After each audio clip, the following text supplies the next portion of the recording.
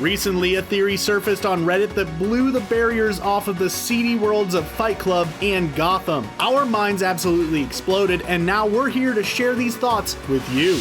Is Jared Leto's Joker actually Angel Face from Fight Club? I thought my jokes were bad. It might sound crazy, but these characters have more in common than just the same actor. Join ScreenRant as we uncover a truth more shocking than the fact that Tyler Durden is the narrator.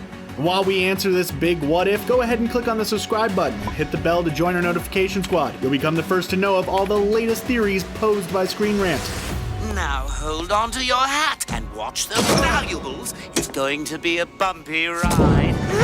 We live in a universe that loves shared universes. Does everything in the real world have some kind of deep hidden meaning or dark connection? Regardless, it makes sense that moviegoers would pay millions in ticket sales to see their fantasies interconnected as well. All of these are making mainstream long-form storytelling longer and longer. This is all thanks to the fact that nowadays everyone wants their own shared universe. I can't wait to show you my toys. And why wouldn't the Joker and Angel Face from Fight Club be connected, beyond the fact that they're both played by Leto? But based on how seriously Jared Leto prepares for his roles, we wouldn't be surprised if he thought the two characters are connected himself.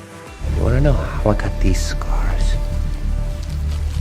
The Joker's backstory is always in flux. Based on different storylines, he was a comedian, a thief, a psychopath, a mixture of all of the above, or none of these options whatsoever. His origin changes depending on the needs of the story being told, and as a character, he tends to work better when he's an enigma. We know Bruce Wayne's parents were killed in an alley. How and why they were killed depends on the larger story being told at any given time. Whether it's Joe Chill in cahoots with organized crime, or the Joker himself as it happens in the first Michael Keaton Batman film. You ever dance with the devil in the pale moonlight? What? It's even stated right out by the Joker himself in Alan Moore's classic one-off, The Killing Joke. When talking about his past, he says, "Sometimes I remember it one way, sometimes another. If I'm going to have a past, I prefer it to be multiple choice." This is what makes the Joker so interesting, which is why this angel-faced Joker theory works so well. The first rule of Fight Club is, you do not talk about Fight Club.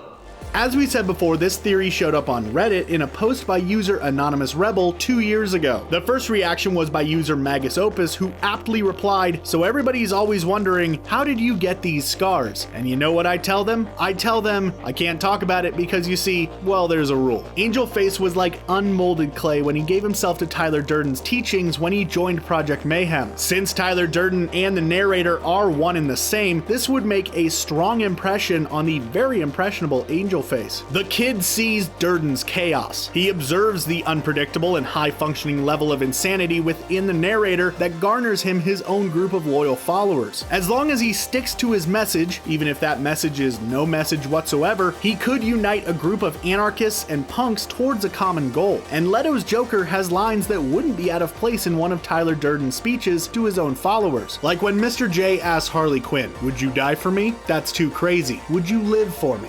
The Joker's white scarred skin is often explained as having come from an acid burn or some other chemical. And funnily enough, one of Tyler Durden's lessons to the narrator involves pouring a chemical on the back of the narrator's hand. That seems to fit with the physical disfigurement that characterizes the Joker as well. It burns through his skin, but it makes Durden's point. It's only after we've lost everything that we're free to do anything. It's that freedom through the burning away of one's past that would appeal to Angel Face and transform him into the disfigured Joker that we know. Desire becomes surrender, surrender becomes power. Tyler Durden wants his followers, his space monkeys, to destroy art. He's all about tearing down the past and disrupting the institutions around us in a very Joker-y way. Something that Jack Nicholson's Joker from Batman 1989 was all about when he destroyed art in a restaurant. His actions are in keeping with the Joker's lines from The Dark Knight. It's not about money, it's about sending a message. Everything burns. Upset the established order, and everything becomes chaos. In the end of Fight Club, that goal is literally to blow up buildings. And obviously seeing the power that these random acts of violence have over the masses in instilling fear and enacting horrifying changes to physical landscapes in an instant, someone like Angelface would be inspired to take it to the next level. Basically, the guy learns that in order to bring about random acts of terror, he needs to develop a personality that embodies that philosophy by finding everything tragic about the world to be just another joke. Before the release of Suicide Squad, Leto even referenced Fight Club, so there's obviously always going to be a subconscious connection for the actor and the two separate stories. Self-improvement is masturbation. Now self-destruction.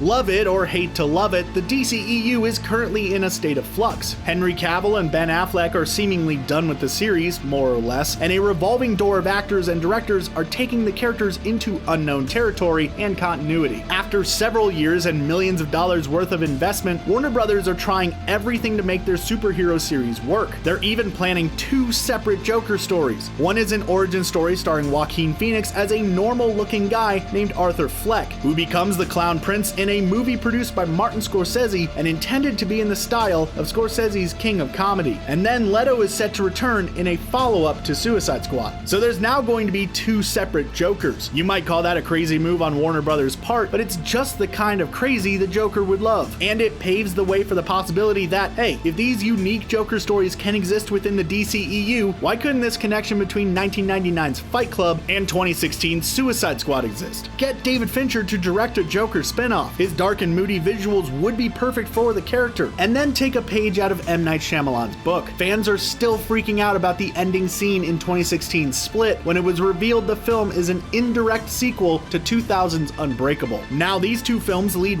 right into next year's Glass. And not only does the studio have all this box office buzz for a new Shyamalan movie before it comes out, but we can't wait to see where this new shared universe takes us. It's that kind of fan excitement and storytelling twist that the DCEU could learn from. It's a funny world we live in. Speaking of which, you know how I got these scars? Beyond the on-screen connections, there's a link between the characters on the printed page as well. Fight Club author Chuck Palahniuk has a perverse sense of humor, and obviously his sensibilities are right in line with the twisted and dark sense of humor of the Joker. Hi.